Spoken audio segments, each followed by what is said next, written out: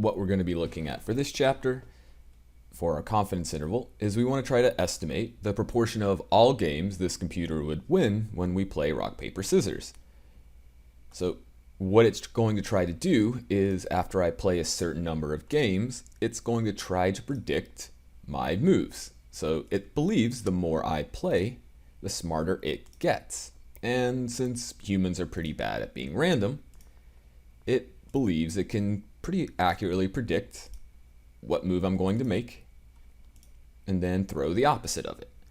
And we're going to try to estimate what proportion of times it wins. If we didn't do this 13 times, if we did this 1,000,000 times.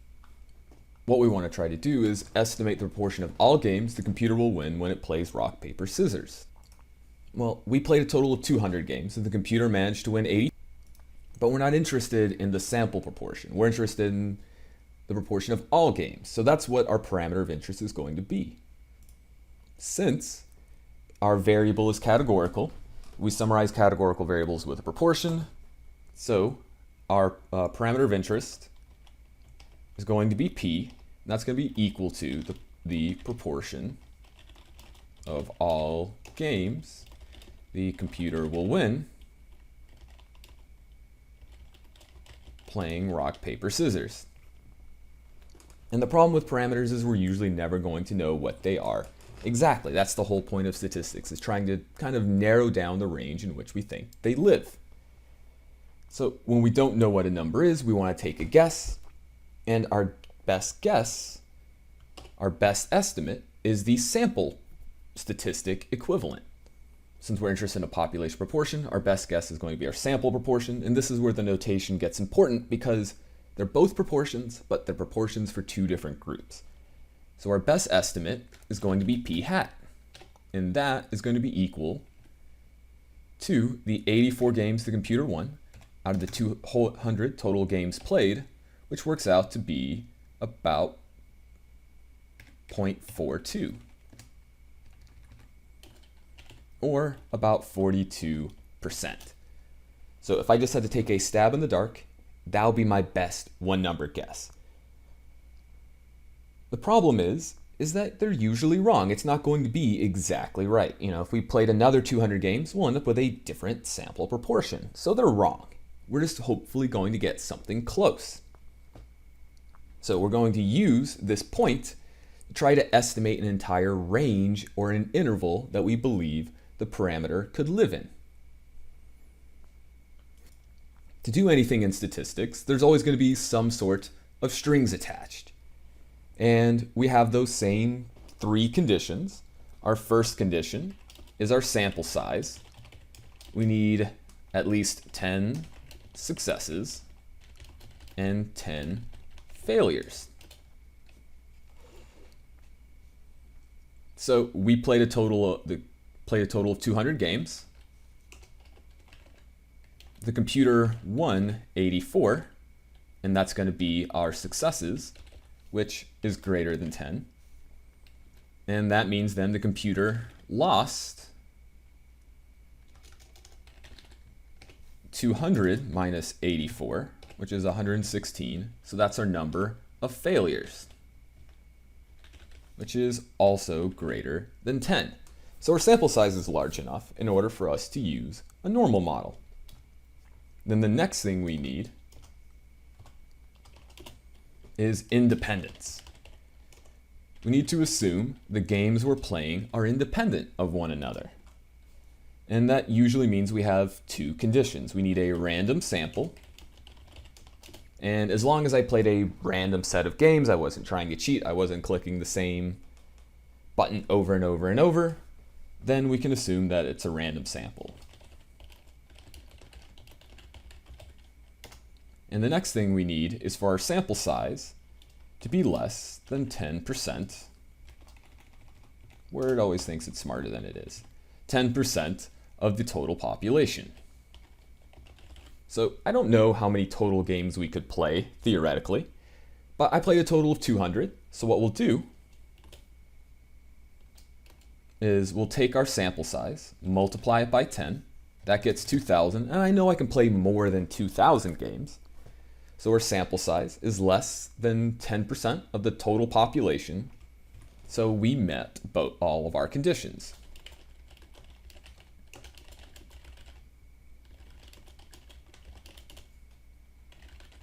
Which means we can make a confidence interval to try to capture the population proportion. So if we go up top, a confidence interval is made up of the same two pieces. Every single confidence interval you see in this class, from chapter 13 all the way up to chapter 20, are always going to be made up of our statistic, or our best estimate, and then what we call a margin of error, how wrong we think our best estimate is. And our margin of error is always going to be made up of two pieces. What we call a critical value, which is going to depend on how confident we want to be in our answer. And that's where the confidence interval part comes from. So critical value determined by the confidence level, and then the standard error. And the standard error is going to measure how good of a guess our sample proportion is. So the larger sample we take, the better of a guess our sample statistic becomes, the smaller the standard error will be. So again, a confidence interval, three pieces, your statistic, plus or minus your margin of error, and we break this margin of error up into two pieces, a critical value determined by the confidence level, and the standard error, which determines the accuracy of your statistic. Kind of, on average, how close will it be to the parameter we want to know. So how are we going to go about calculating our 90% margin of error? So the first thing we want is our critical standard error. So the standard error formula, if we scroll back up top, is our sample proportion times 1 minus our sample proportion over n. We calculate that, take the square root.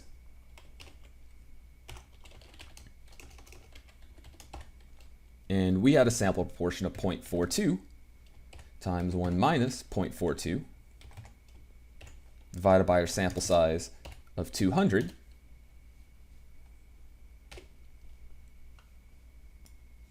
And we end up with a standard error, not a margin of error yet, just our standard error of 0.035, meaning that our best guess for the proportion of all games the computer win is 42%, and we expect it to be off on average by about 3.5%. And then what we want to do is we want to convert that standard error into a margin of error. So what we need to find is what we call z star. And z star is going to depend on a standard normal distribution. Anytime you see the letter z, that's going to refer to a standard normal. We have our standard normal over here. Standard normals are centered at 0. And what we're going to look for is we want to find 90% in our situation, because that's our confidence level, in the middle. And we're going to find a z star that captures it. So we'll go z star below, and since we're centered at 0, we'll have negative z star here, and we'll do the same thing above. And now we'll end up with positive z star. And we just want to figure out which one of these, or what the value of these are to go in here. Once we get our critical value, we'll multiply it by our standard error we found here, and it turns it into our 90% margin of error. Anytime you're working with a standard normal, can't find that on our own, we're going to have to rely on our calculator to do it. And this is where we end up using our inverse function. So we're going to go to second vars. We'll want to use inverse normal now, because up until now, we were kind of given the values and we were looking for percentages. With a confidence interval, we have our confidence level, the percentage that goes in the middle. And now what we want is a z that goes along with it. But which area do we put in for which area do we put in our calculator here? So you want to remember your calculator wants the area to the left. So what it's looking for is this percentage. So we want to try to figure out what this percentage is. Well, if 90% is in the middle, that means these two areas combined will make up the remaining 10%. And that means this tail, since if I drew it properly, it would be exactly the same. So that means this plus this has to be 10%. Since they're the same, we'll just cut what's remaining in half. So we'll take 100, subtract out 90, and then divide by 2. And that'll give us 5%, or we'd enter in 0.05.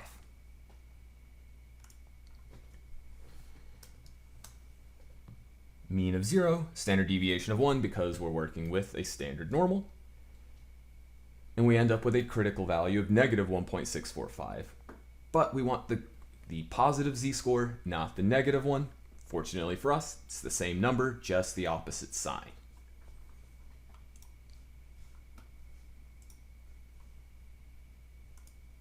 So we found that z star is 1.645. So if we plug that in down here, times our standard error of 3.5%,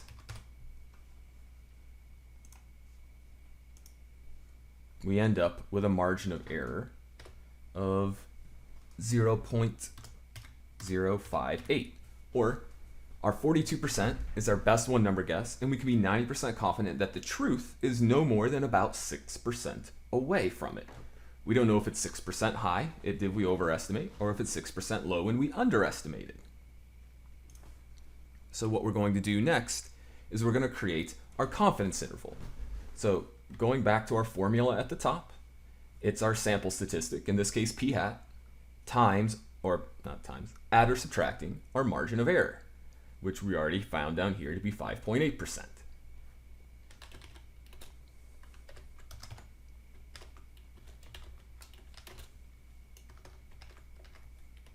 We had a statistic of 0.42 plus or minus 0.058.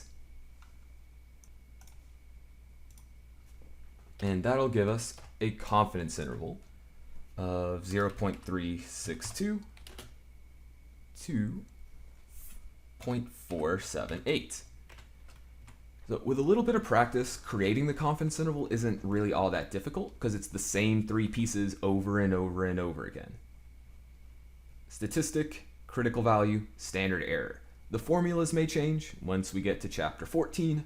The statistic will be different, the critical value will be different, standard error formula will be different, but once you have the 3 pieces, you'll put them together in the exact same way every time. The way I like to think about it is the ingredients change, but the recipe stays the same. How you combine the pieces together is always identical for every confidence interval in here.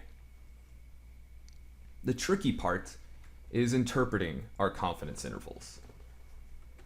So how are we going to go about interpreting it? So what does that 0.362 to 0.478 tell us? So if we're going to kind of write it out in the formulaic generic way, what we want to say is that we are 90% confident. So the first thing you do is state your confidence level. That, and then you want to put in what your parameter of interest is. So we're 95% confident that our parameter of interest, the proportion of all games the computer will win,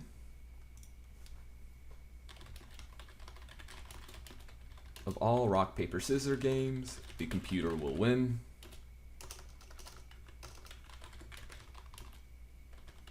is between whatever our confidence level is. Between 36.2% to 47.8%. Or we can kind of re-say it, is that a little more natural way. We are 90% confident that the computer will win between 36.2% to 47.8% of all rock, paper, scissors games it plays. So that's a little more natural Englishing way of saying it, a little less robotic. So this is kind of the formulaic way of spitting out the definition of a confidence interval, how confident you are, your parameter of interest, and what the interval is. And so there are a couple of pitfalls when you're going about interpreting a confidence interval, and there'll be a video posted that kind of goes through the 3 most common mistakes that people make when interpreting a confidence interval and why those interpretations are wrong. So make sure you check out the video later. So, what does it mean to be 90% confident? And there's a video that going through describing what it means to be 90% confident or 95% confident. But our answer is that every time we play this game over and over and over again, that there's a 90% chance that the population, that our sample, there's a 90% chance that the samples that we capture, or the samples that we collect, will end up creating an interval that actually captures the population proportion. So we don't know the actual population proportion. I don't know if the computer will actually win between 36 to 48% of the time, but I know that 90% of all samples we took will give us the right answer at the end of the day. So this would be our correct answer. 90% of all samples you could possibly collect would create an interval that captures the true population proportion. So we ended up with a pretty wide interval, 36% to 48%. What can we do to make the interval narrower? So let's say we want to try to get a more precise answer. And we're given 3 options that may or may not make the interval narrower. So one thing we could do is we could say lower the critical value. So our confidence interval is made up of 3 pieces, and the margin of error is what determines how wide the interval is. Our critical value and our standard error both, if they grow larger, margin of error goes larger, interval becomes wider. What can we do to make the margin of error smaller then? Well, if z star shrinks, the margin of error gets smaller. If the standard error shrinks, the margin of error gets smaller. So the simplest thing to do is just to make our confidence level smaller. Because if we went from 90% to 80%, if I only want to capture the middle 80%, my lines would come in closer, making z star smaller, which then in turn makes the margin of error smaller. So this option works. Option 2 says increase the sample size. If we look at our formula for the margin of error, the larger a sample we take, the smaller the standard error becomes, because the denominator is growing, makes the overall fraction smaller, and then that means the standard error gets smaller. And the way I like to think about it is the larger a sample you take, the more you know about the population, and the narrower of a range you can kind of get of where you think the population parameter is. The more you know about the population, the more information that you have, the more of a precise answer you can get. So both 1 and 2 work. And we can't just adjust the value of the sample proportion. That comes from the data itself. So that option isn't going to work. So the correct answer would be 1 and 2. We can lower our critical value, but that comes at a cost. If we lower z star, we're going to be less confident in our answer. Only 80% of samples will capture the population parameter. Whereas if we keep with a 90% confidence interval, 90% of our samples will. And we could be 90% confident that we've gotten the right answer. So the best option is option 2, because that's going to not lower our confidence at all. It won't lower our chances of getting the right answer, and if you lower your confidence level, you increase your chance of getting the wrong answer. So if you want to be just as accurate, but make a narrower, more precise interval, the best option is to increase your sample size. So if the computer is just randomly guessing, that means the population proportion would be equal to 0.33, because there's 3 options. If it's just randomly guessing, it'll win about 33% of the time. Well, what our confidence interval is giving us is what we think is likely.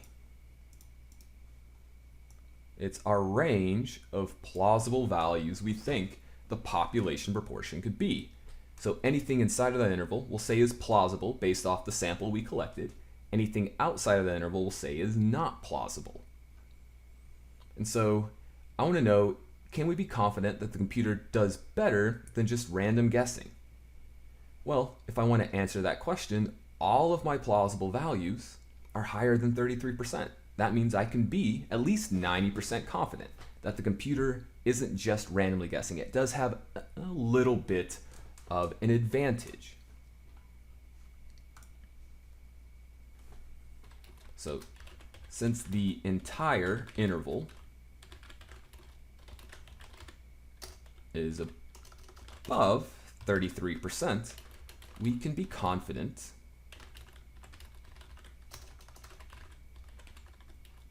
that the computer does better than just random guessing. So when can't we be confident then? So if I want to know, can we be confident that the computer does better than 40%? Well, it's plausible that the computer does better than 40% because there are values in our interval above 40%. So it's plausible. If you kind of think of it, what we can do is we'll have a number line here. And what we found for our confidence interval is it goes from 36% to 47.8%. And if we're looking at our magic number of 40%, that would fall here. And so it's plausible because there are values above 40% in the interval. So it's plausible that the computer does better than just random guessing. But it's also plausible that the computer does worse than 40%. Since it's plausible that the computer does worse than 40%, we can't be confident that it's doing better than 40%. In order to say that you're confident, there can't be any other plausible explanation or any other plausible values the parameter could be. So it's definitely doing better than 33% because all of the values in our plausible interval are above it, but we can't say we're confident that it's doing better than 40% because there are values in the interval less than 40%. It's plausible it's better than 40%, but we can't be confident. The very last question of the worksheet wants to know if instead of 90% confident, we want to be 99% confident, and we want the margin of error itself, this entire quantity, to be 2%, how many more games would we need to play? So at a 90% confidence level and 200 games played, we had a margin of error of about 6%. I want a margin of error of only 2%, and I want to be more confident. So how many more games need to be played in order to achieve that? Well, what we can do is we can take the margin of error that we want, solve this formula for n, and then as long as we know what z star is, which is based off of our confidence level, we know what our margin of error is it's given to us, and we have a guess for what p hat is, and we'll talk about that in a little more in a minute, then we can figure out what our sample size needs to be. And if you look at a lot of polls nowadays, they end up with a margin of error of about right at 3%. And it's not a coincidence that a lot of polls end up with a margin of error of 3%. They know how large their sample size needs to be in order for that to happen. So, how can we go about doing this for our problem?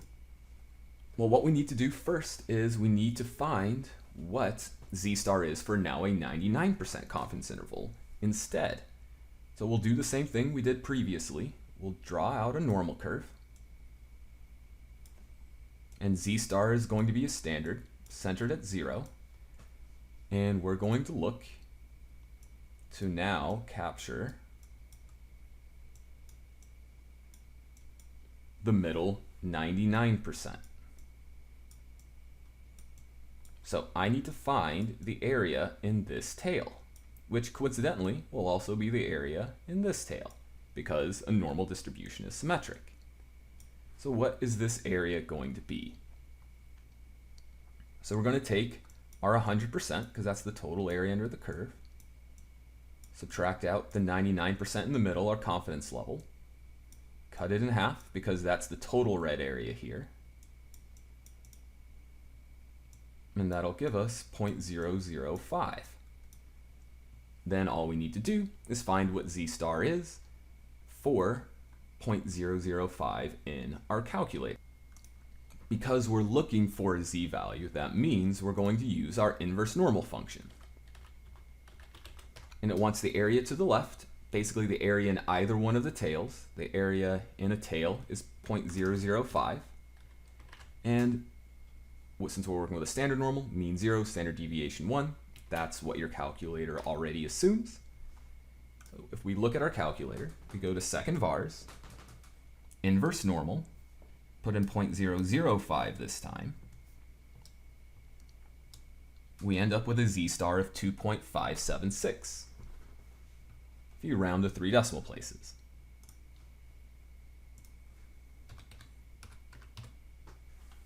We have a margin of error of 2% or 0.02, then the only thing we need is p hat. Well, what is p hat going to be? So if we have an educated guess or some previous information like we have, we could use that as our estimate for p hat. If we scroll up on our last sample, we had a sample proportion of 42%, so we could plug that in. But if we didn't have that previous sample, let's say I had no idea of what the computer would choose or how often the computer will win rock, paper, scissors.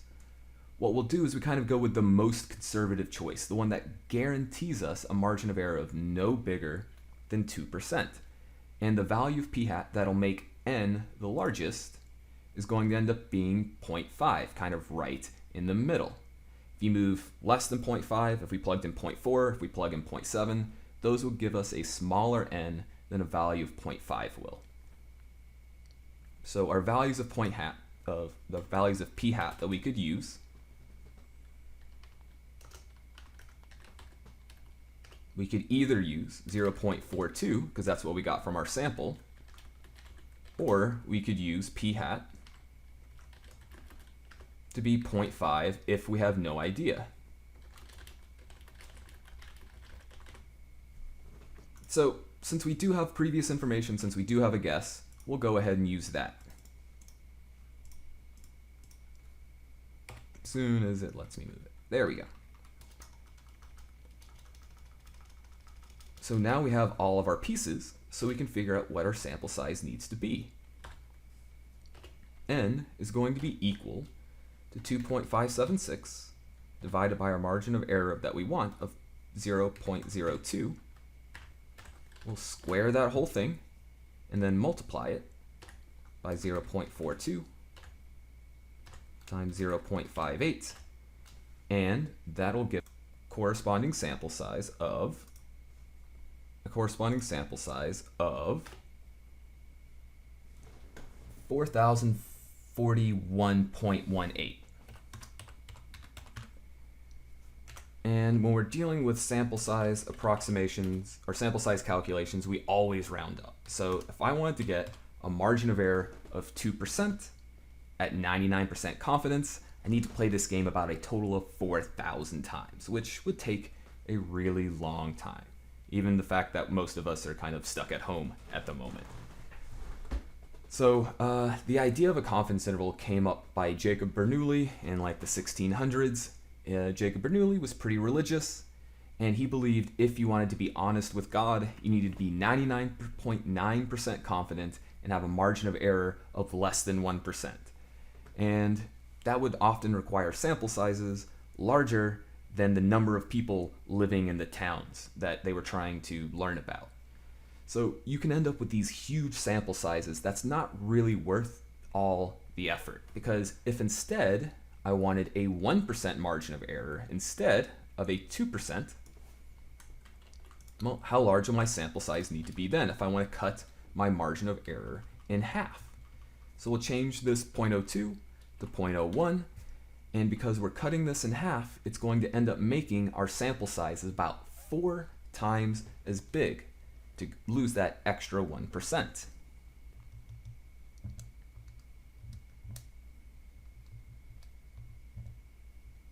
And now we need a sample size of about 16,000 people.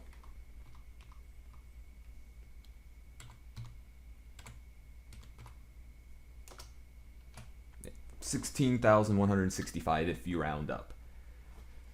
So again, not really worth the effort because there's diminishing returns. Because as your margin of error gets smaller, you have to square the difference that you're working with. Cutting it in half means a 4 times as large sample. So at the beginning, cutting your margin of error in half isn't all that difficult. Going from a sample size of 100 to 400 is only 300 more people. But going from a margin of error of 2% to 1% is 12,000 more games that we would have to play. Which is why a lot of these polls just stick with 3%, because in order to cut it down to 1%, they'd have to ask about 9,000 people in order to achieve that at a 95% confidence level.